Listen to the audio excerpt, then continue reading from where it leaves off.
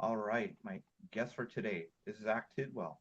I'm really excited about this interview with Zach. I met Zach on online on one of the podcasting groups, and I saw a little snippet of his story. I was just fascinated and look forward to learning more about him. Zach is a completely blind Marine Corps veteran and a suicide survivor, sharing his story in hopes of saving lives and getting our society to have tougher conversations that we tend to avoid. After serving honorably as a machine gunner for 4 years, Zach reached the point where he didn't want to be alive anymore. Everything looked fine from the outside. He was working and going to school full time and keeping up appearances, but he was dying inside.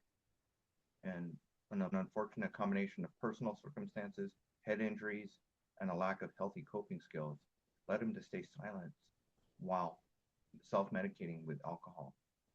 On March 31st, 2019, he held a gun between his eyes and pulled the trigger.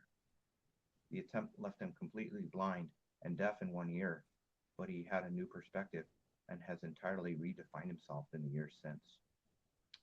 Man, Zach, that's such an amazing story. Can you share a little bit more about your time in the Marine Corps and getting to that point? Yeah, it's weird hearing someone else read it. I don't know that I've had that before. It was funny hearing it from someone else's mouth. Yeah, so I enlisted in the Marine Corps straight out of high school. I wanted to be an infantryman, and so that's what I did. And like you said, I was a machine gunner, and I was stationed in Southern California for all 4 years, and I deployed twice, but didn't see any combat. Both of my deployments were into the Pacific. So a lot more training and time in the jungle and floating around on ship because during my second deployment, it was a Marine Expeditionary Unit deployment, the 31st MEU, as we call them. That's what Kim Jong-un was getting a little squirrely over there and firing missiles over Japan. So we were kind of over there to be a deterrent slash, intervention force if something did kick off. Yeah. Were you on a So carrier? kind of like a carrier. They have these, I think they're LHDs. I think it's landing helicopter decks, and it's for helicopters and vertical takeoff aircraft. So any of the jets that you've seen that can take off without an actual runway. And so it's kind of like a mini version of an aircraft carrier. But I happened to be on that. And then the rest of our unit was spread across a bunch of other ships with all of the units that are needed to support an infantry battalion. So we had an air wing and an artillery unit and a recon attachment of special forces Marines and stuff like that. Floated around the Pacific and bounced between Japan and Australia. And like I said, we were training while we were doing, there as a deterrent. Mhm. Yeah. So you straight out of high school, at 18 years old. Yeah, so I went in August of 2014, and I think I graduated high school in May, but I had started talking to a recruiter when I was 16, and I'd known my entire life that I was going to go into the military. I just didn't know what branch in the Marine Corps became a thing my junior year of high school. Right. Yeah. We hit record fast. I forgot to mention my my best friend from high school. He was in the Marines and went to boot camp down in San Diego. His older brother, my older brother, were in the Navy, and they both went to boot camp down in San Diego. Um, Nice. yeah, yeah, yeah. So the you were young, straight out of high school, Marine Corps life, and yeah, tell me about what that was like for you. It's kind of wild when I look back and talk about this stuff because I got out in August of 2018. So it's been a minute now that I've been out. And when you forget about some of the stuff that you got to do. But Mhm. so straight out of boot camp, they send you to your MOS school, and mine was to the School of Infantry, and I became a machine gunner. And then when I hit my unit, I was assigned to a CAT platoon, which is a combined anti-armor team. So it's all machine gunners and anti-tank missilemen. And the idea is that they get used to take out enemy armor. And being in the Middle East and that we were fighting an insurgency, and again, I'm not a combat vet, I just mean our military was fighting an insurgency. That's not really what CAT teams or CAT platoons were used for. It was more for QRF and then battalion level assets because you have the heavy guns and stuff like that. So that's in our capacity, on deployments and in training and stuff. That's kind of what we were doing, but it was wild. So I was mainly employing the 50 cal and the Mark 19, which is a fully automatic 40 millimeter belt fed machine gun. It is like if you think of like what a 10-year-old boy would think is really cool, that's pretty much what a Mark 19 is. So Hmm. it was cool doing Heavy all that artillery. stuff. Yeah, yeah, not artillery, but it's the same size round. If you've ever seen the grenade launchers that are mounted underneath on the underbarrel mounted grenade launchers on rifles, Hmm. it's the same diameter of the round. The cartridge is bigger and it goes a lot farther, but it's that same grenade. It's a pretty big toy. But Right. got to do a lot of that stuff and got sent to a lot of advanced schools and got designated as a JFO, which is a Joint Fires Observer before my second deployment. I've gotten to call in helo gun runs before, and it's just I had some really wild experiences as a that it's kind of wild to think that they let 18-year-olds do that stuff. You're in the hanging off the side of the helicopter, shooting stuff on the ground. Uh, No, a helo gun run is like if you think of so an airstrike is like jets coming in and dropping bombs. A helo gun run would be the same thing. You're basically calling in the air platforms Oh, I see. to in on a target. So it'll be a pair of like Hueys coming in or a Huey and an attack helicopter coming in and making gun runs with machine guns and missiles on a target. Mhm. Yeah, yeah. So Zach, well, you're doing you were in for 7 years. 4 years. I'm sorry, for four Yep. years. Yeah. So when did you start to struggle inside? When did things start getting hard? On my second deployment, so actually I'll take a step back. I had once I made it to the fleet, I'd gotten back together with a girl that I dated in high school. We stayed together through my first deployment. Things seemed to have gone well. So we ended up moving in together and then ended up getting married before my second deployment. On my second deployment, near the tail end, I woke up one morning and had a message from a woman that I didn't know. And she was telling me that her husband was having an affair with my wife. And Mm. as you can imagine, that's not fun to find out. And I went through some grieving there. But when I came back, I actually tried to make it work with her, and it didn't. So I filed for divorce, and I think this was in January of 2018 when by the time I was back and had filed. About a month after that, I was in a really bad motorcycle accident and had a nasty concussion from it, and I really spiraled after that. That's when I really started to struggle with depression and started having sleeping issues and became very agitative and impulsive. And I wasn't in a good spot before that, but I was dealing with it. You're definitely not happy when you're dealing with something like that. But I was managing. I was just keeping myself really busy. And one of the things that I used to do to keep myself really busy was take my dirt bike to the racetrack, and that's where the wreck happened at. Yeah. So the after the injury, you're struggling emotionally, but then were you physically not able to do your hobbies and to like ride? For a time, but that's with concussions, and I didn't appreciate how bad it was. I was taken to the hospital and all that stuff, and kind of, with head injuries like that, it's kind of like if you break a finger and they're like, "Hey, well, we can splint it to your other fingers, but we can't really do anything for it." And it's the same thing with head injuries. I mean, you just have to sit and lay around Mhm. in the dark and recover. And so I did my time with that, but I didn't realize that the switch had been flipped, so to speak. And so I had my downtime and all that stuff, but this happened in March of 2018, and I was getting ready to process out of the Marines because I was finishing my enlistment. So I got out in August of 2018, and in that time between was when after I had recovered to the extent of being able to be out and about again, even though I wasn't going to be going to the racetrack. I started because I couldn't sleep. I couldn't fall asleep. So I started drinking so I could fall asleep. And then I would wake up in the middle of the night still thinking about the same stuff with my now ex-wife. And it just became this bad cycle where I was pissed off all the time and couldn't sleep, and then started drinking more and more because the more that I drank, the longer I would sleep.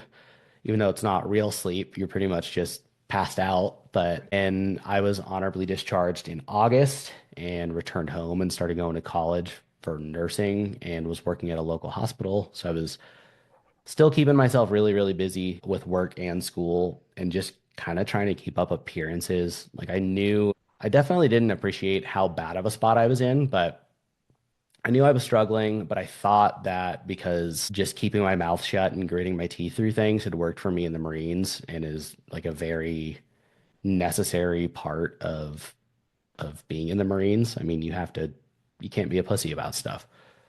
But I thought that that also equated to mental health stuff, and I was wrong. So I kept silent and I kept drinking, and I'd gotten to the point where I was so apathetic without it, or so apathetic about everything that I was having to, it was like pulling teeth trying to make myself go do anything. So the only thing I was really consistently doing was working, doing my homework, drinking, and working out. But then I would keep up appearances and like I'd drive a couple hours up to the mountains to go snowboarding like I always had before, except I'd get there, not want to be there. So I'd sit in my truck and just sit there for a while and then drive home and like pretend that I'd gone snowboarding. And I did that the same thing at the racetrack and I just kept getting worse and worse. And by the time that March of 2019 rolled around, so just about 9 months after I got out of the Marines, I'd reached the point where I didn't want to be here anymore. And I cleared my gun out one night, you know, coming from having been in the military, especially in the infantry. And then even my dad was a veteran and a law enforcement officer. So gun safety has always been a big part of my life. I'd never mishandled a firearm, but that night I cleared it out and held it to my head to see what it would feel like. And that's when I decided that I was going to shoot myself. And 4 days later, I did. They, you, you were struggling, you just didn't know what to do.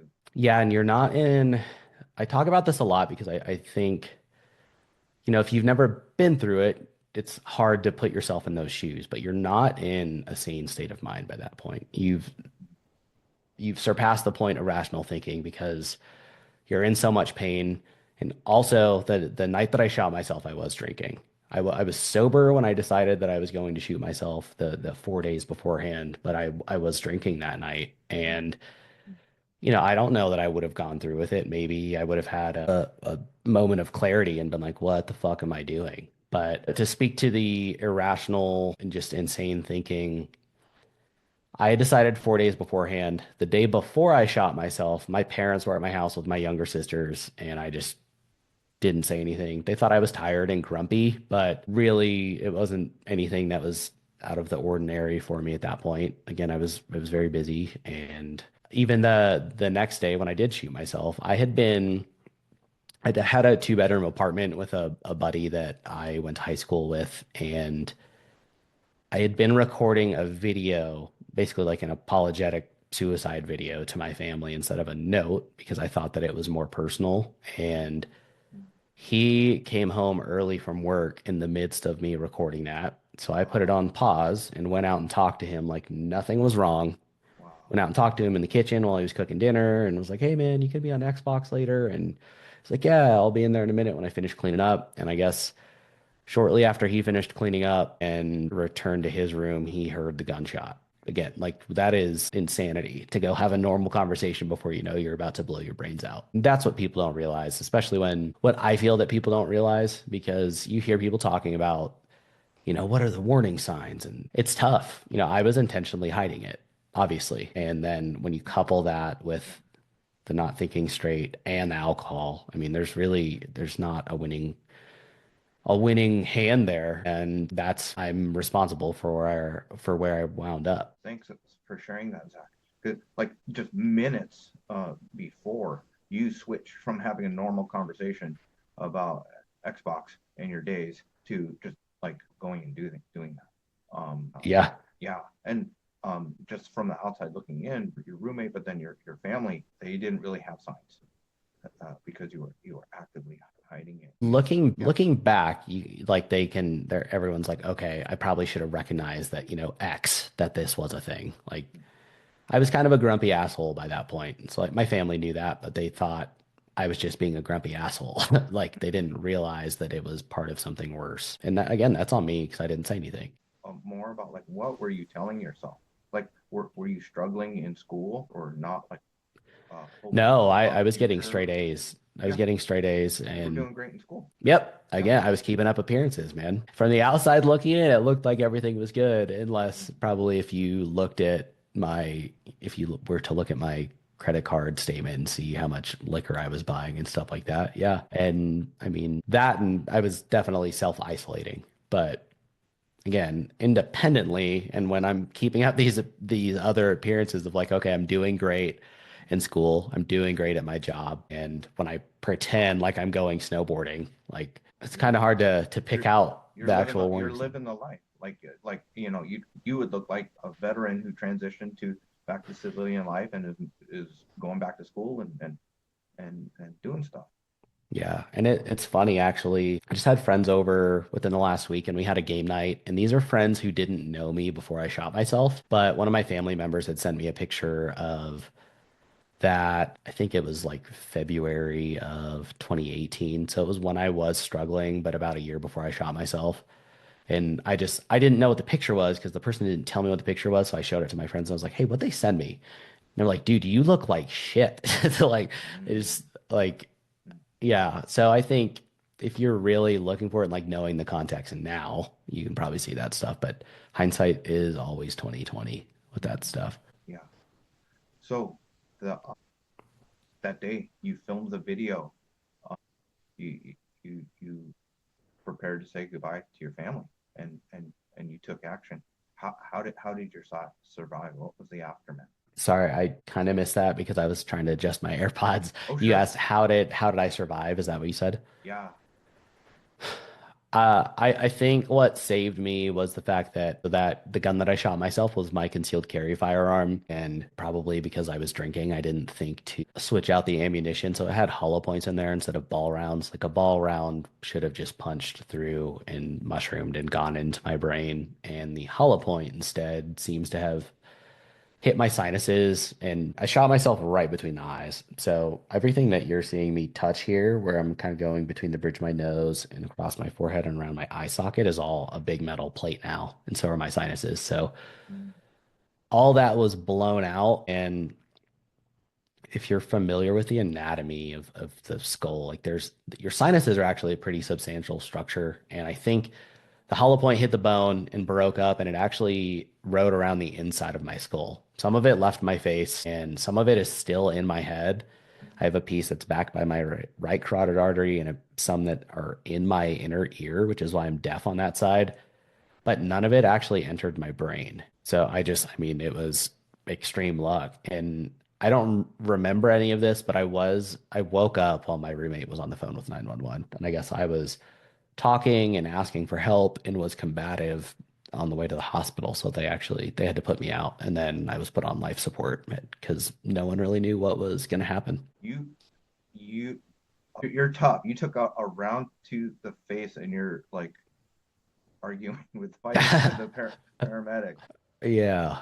Oh Yeah. my goodness. I Wow. mean, Wow. I think my body, first of all, the concussive force of that, even though like none of the round entered my brain, just the concussive force of that entering your skull is massive. And Mm, then mm, I'm now totally blind and I'm shit-faced. So like the combination of the three probably like I'm sure in my head I had no idea what was going on and was probably panicking. Yeah. what was recovery like physically and then also mentally? Physically, I was in the hospital for 51 days and I had a facial reconstruction surgery and I had to relearn how to do everything. So it was in the beginning, it was like, okay, can you sit up in bed? And like I had to relearn how to pee and walk and do all these, do everything. And that it was kind of wild because I was so messed up in the beginning I think from a combination of the head injury and all the medications that I'd been on that I actually didn't realize I was blind. I could have a conversation like I am with you right now, but I was seeing Mm,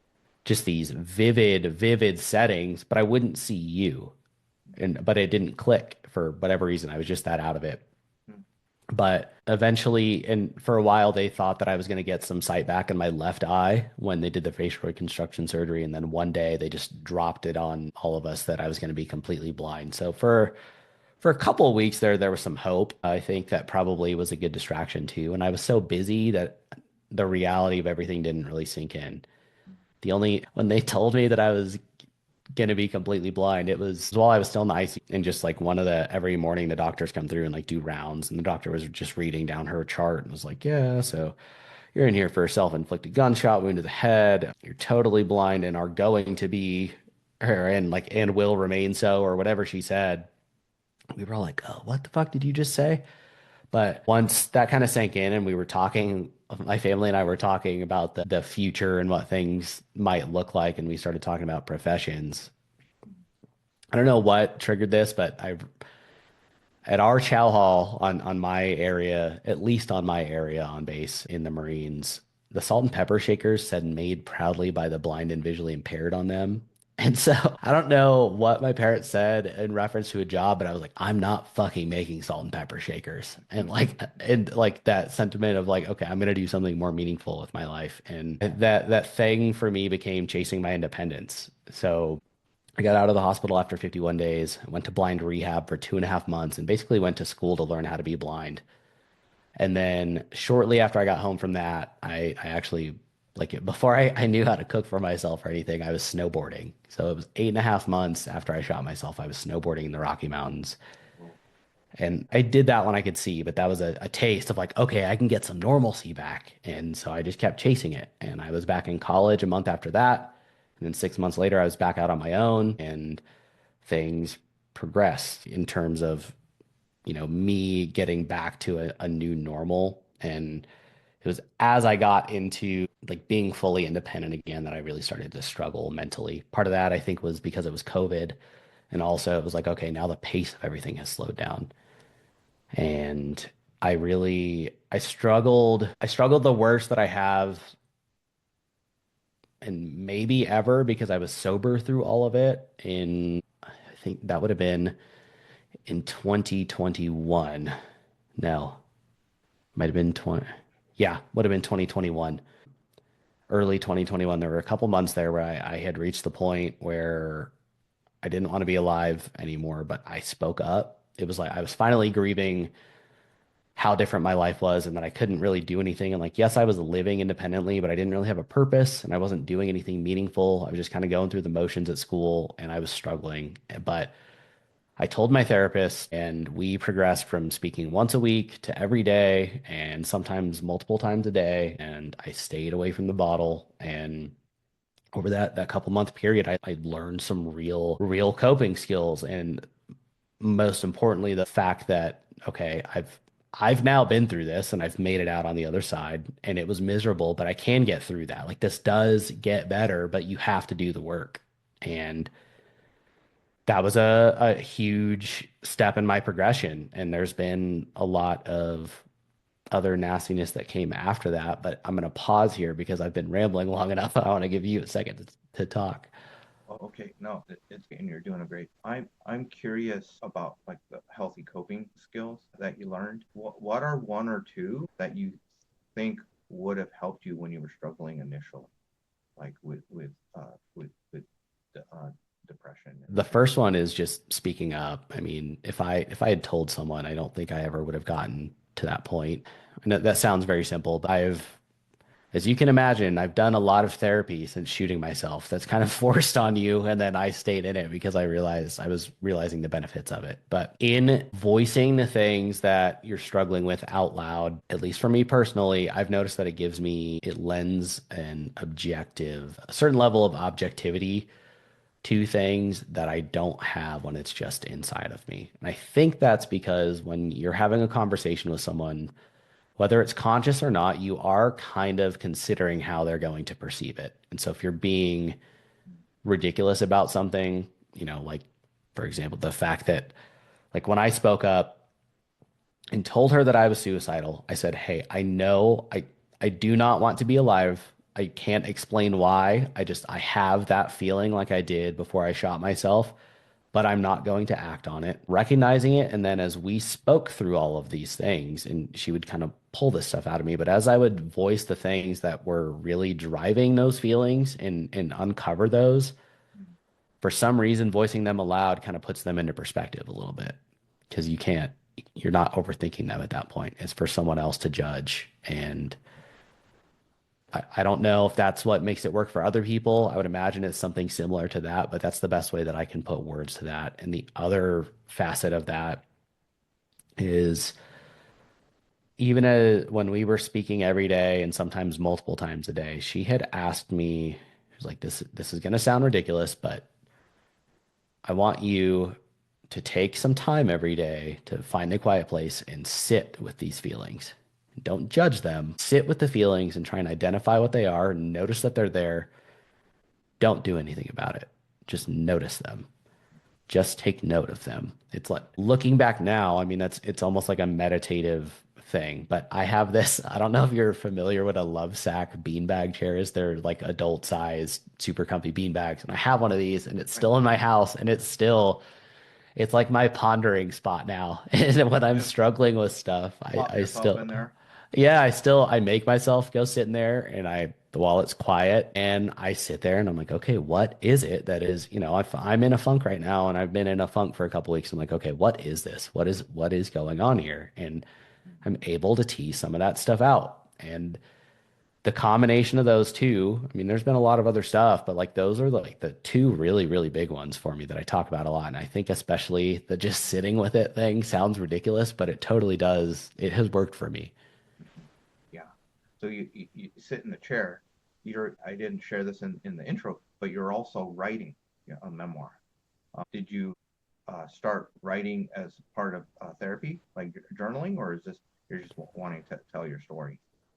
Yeah, it was just on my own. I've actually, especially as I was trying to get sober, because I'm not sure if we talked about this or not, off air, but along this timeline, like after having gone through that low point, I did eventually start struggling with alcohol again, and that's when I realized I am an alcoholic.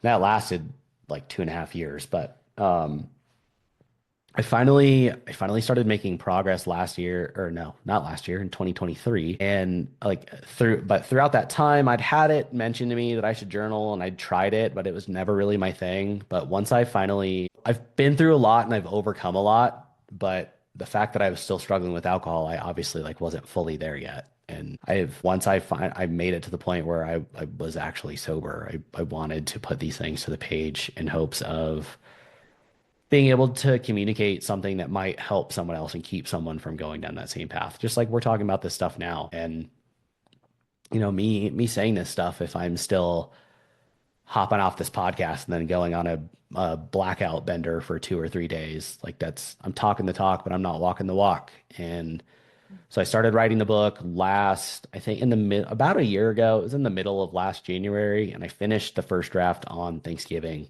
and working on the second draft now. And yeah, I mean, you're sober.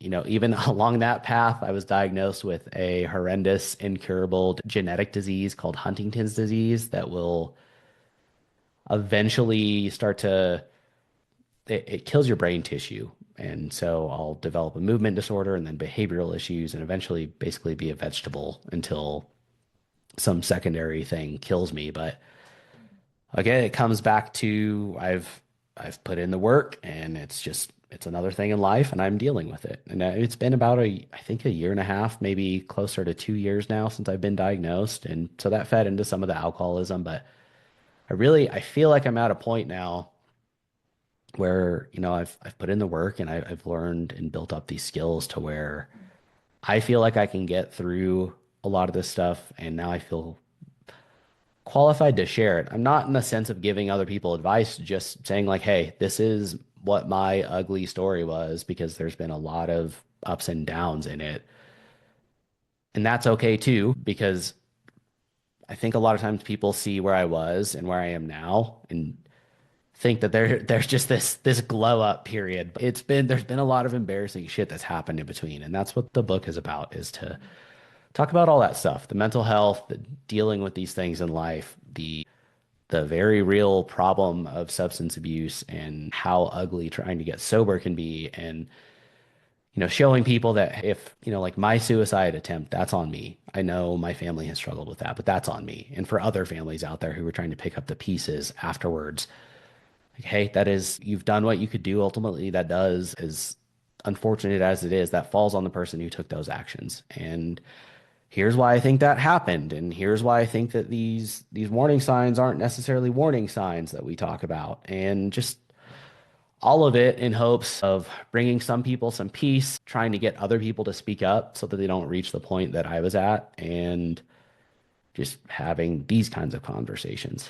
Because if I can save someone else some of that pain, why not? Why not? Um, Yeah. one, so you, you went back to school. You were studying nursing. Did you continue with nursing or do something else? No, I wanted to so bad. Yeah, yeah, I did everything I could to try and find any proof of a blind nurse somewhere. I mean, liability wise, it's not possible. Healthcare is a very visual thing. And I actually, when I was at blind rehab, I met a woman who was now legally blind, but had formerly been a nurse. And she was like, yeah, I can't be a nurse anymore because my vision got that bad. So I started going for clinical psychology. And that was my thing where I was like, okay, here's how I can use this. And again, this was back in January of 2020. So we're taking a big step back here. I wanted to use basically like we just talked about, but try and use my experience to help someone else. Like try and pull a positive out of it. Along that path is that timeline is when I started struggling with alcoholism, but is also as I progressed through the lower level classes of that degree, everything was easy, especially for papers and stuff like that. I mean, with screen reading, the way that screen reading software works, it can basically access any textual information, and so that it's pretty straightforward for writing. But I reached my first math class, and all of a sudden I couldn't do any of the homework or the quizzes or even access my textbooks by myself. And so the school assigned someone to be my eyeballs instead of actually making my content accessible. yeah. And it really pissed me off because I was already independent. I'd bought my first house and was living on my own and skiing and doing Brazilian Jiu-Jitsu and all these other things. But if you sat a math assignment in front of me, I had to have someone with eyeballs read questions to me and type in all of my answers. And it pissed me off. So I started researching why that was, like why I could pay my mortgage but not do my statistics homework. And I found out that it all comes down to the code of each app or website that you access. So when software developers write programs, when they're creating the visual components, they can take specific steps to make these things accessible to anyone who uses access technology, whether that's completely blind people and screen readers, low vision people with magnification software, or people who don't have arms and need to use their voice to use computers. Yeah. And I've seen how uncommon it is for things to be truly accessible. So I decided that I was going to become part of the solution, and I dropped out of college and started teaching myself how to code in October. Yeah, in October of 2021. Yeah. Hey, the, that's amazing. My, my youngest daughter, she's in school studying psychology, and she her statistics professor, she enjoyed the class so much she got into coding and is like taking coding No classes. way. Yeah, and is thinking about switching her. Well, she did switch her major, or BA to BS to do more science classes. Um, Yeah, that's awesome. It's one of those fields where, I mean, technology is ever changing and so is programming. So you can't ever really run out of things to learn. So if she's got a mind like that that's curious and she likes to tinker with things, that's perfect. yeah, the going back to your the physical activities that you're doing. That's amazing. Like jujitsu and skiing and snowboarding, like that's hard enough for folks with no visual impairment. Yeah. How do you do that, Zach? How do you do all this stuff? It it's actually it's really interesting because you So I have, for people listening, I have absolutely zero light perception. What I see is completely black. You know, Oh, yeah, yeah. I'm also deaf in one ear, so I can't really in quiet areas, I do fine with the one ear, but when there's the loud noise of your edges of your skis cutting through ice and whipping around on snow or in the wind, I can't really follow sound. So my guides actually they'll ride some distance behind me and we have headsets and they'll give me some cues to as we're traversing like cat tracks and stuff like that to get to runs. But once we're getting close to a run, they'll be like, hey, we're coming up on a black groomer and we're on the very top or we're on the very far right side. So when you drop in, hang a left and I'll tell you when you're centered. So they'll get me to the precipice of the run and then I'll feel it drop. And so I can feel the pitch and I'll cut left. And once they tell me I'm centered, it's all by feel. Because Mhm. then I know I've got 30 yards on either side of me and I can just do my thing off of my feel. And if I start getting too far to one side where the trees are, then they'll have me hold a turn to get back closer to the center and then they just cut me loose again. And it is my favorite thing to do, hands down. I was just up in Montana in whitefish skiing for a couple days, and I'm like a junkie now because that was my first time getting to go up this season, and I'm itching to go again. But whitewater kayaking is the same way. They give more directions because they have to get you around rocks and really line you up for success in rapids and stuff. But they're in their own kayak some distance behind me and they'll call out commands. And if I flip upside down in a rapid, I know how to flip the boat back up. So when I come back up, they just start screaming in my ear and they're like, paddle, paddle, paddle, left, left, left, left, left. And it's just chaos. Wow. Rock climbing is independent. Once you get me to a wall, I just feel my way around. And jujitsu is, I wrestled in high school, so I had some background there, and I think just the fact that I could see for so long does help me. But the only thing that they change is in tournaments, we start with grips. So if it's gi, you get a sleeve and a collar, and so do they.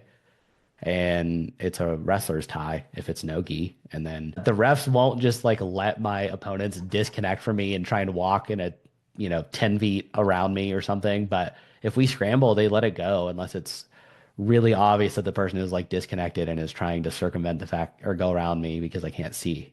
So, Mm. yeah. So you're competing in tournaments. What belt level are you? I'm a three stripe blue belt right now, and I got my ass handed to me at Naga in Denver last year. So I've been like, Okay. had a come to Jesus moment. It was like, okay, I need to get more serious about this again. So I haven't competed. I think it was probably last March-ish. Mm-hmm. But definitely I've been hitting it pretty hard and am looking to do another one here soon, hopefully. Nice. We're gonna hit pause and do like a part two, and I'll do a deeper dive into your jujitsu game, nerd out a Okay. little bit more about jujitsu specifically. Um, so your work you studied coding. We're bouncing around. You studied coding because you ran up against these challenges with accessibility as a student. So is that what you're doing for work?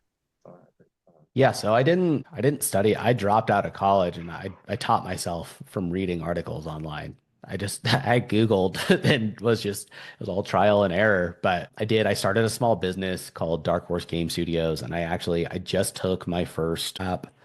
I guess I'll come back to this. So I made my first app was a word puzzle game that just it employed all of that accessibility stuff that I was talking about. And actually it won a couple of awards for my work that I did. And then they had me come speak at, it's called the Game Accessibility Conference up in Seattle back in November. It was October or November. And that's where like some of the world's biggest game studios come in for these conferences. And I got to speak on all that as a blind developer and the work that I did because everything that I make looks and functions normally for people without any disabilities.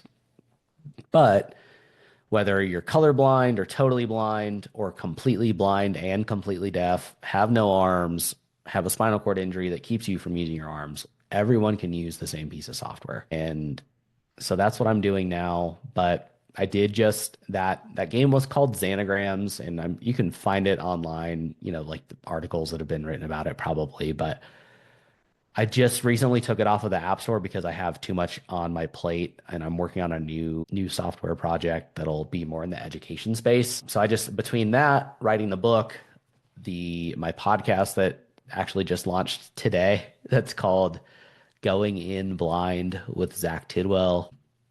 Between all those things and like the rising opportunities that I'm getting for public speaking stuff, I just wasn't really able to keep up with it anymore. And it wasn't making enough money anymore to justify my time investment for it. So that is still what I'm doing. I just, that app is no longer on the App Store. Makes sense. You're moving on to other things. Hope you'll have a wide reach, Zach, with podcasts and with speaking. Yeah, that's awesome. Um, the book and the speaking, hopefully they'll go hand in hand, and uh, that's amazing. So you've gone through a lot. There's more ahead for you. What would you say? How has courage played a part in what you've gone through? Definitely, it's the speaking up for me. You know, when I hit that point or after I shot myself, I didn't have a choice. I had to speak up, right? Like I'm in a hospital with a bullet hole in my forehead. There was no option to skirt around that stuff anymore. But when I hit that point in 2021 where I was really, really struggling, that was I thought I was gonna get locked up in the loony bin. I didn't know. I thought that announcing that I was suicidal to my psychologist was going to get the cops called to my house and I was going to be whisked away and put on drugs and sedated and locked away until someone deemed that I was safe to be out of there. And that's not what happened. But I was fucking terrified, but I spoke up because I knew what would happen if I didn't. And I still think that that was probably the most courageous thing that I've done. And in a different sense, I get like or a totally different sense. There's a lot of trust in others in these things that I do, like especially the skiing and the whitewater kayaking. Right? Different application of courage. I'm putting my body and life in the hands of other people, but totally worth it for the outcomes. Yeah. I love the picture that you gave of literally like just kind of being on the edge, and just having to like trust other people, but like and just kind of diving down onto the slope. But then once they kind of orient you, it sounded just like a beautiful feeling of freedom, to just do what you do. So it's a combination of having to depend on people, but also being super independent. That's amazing. Yeah, I love it. It's my favorite. Yeah. Thank you so much, Zach, for coming on the show, and congratulations on the podcast launching today. I don't want to steal your thunder, so we're not going to release my episode today, but we'll do it soon. So people that you're out there Okay, doing this, cool. yeah, and so we'll put ways for folks to connect with you in the show notes. But is there any last words that you have for the Courage Coaching and Counseling podcast? I don't think so. I feel like we covered a lot. I think I think we're probably good there. Thanks for having me on. Yeah, awesome, Zach. All right, we'll see you around.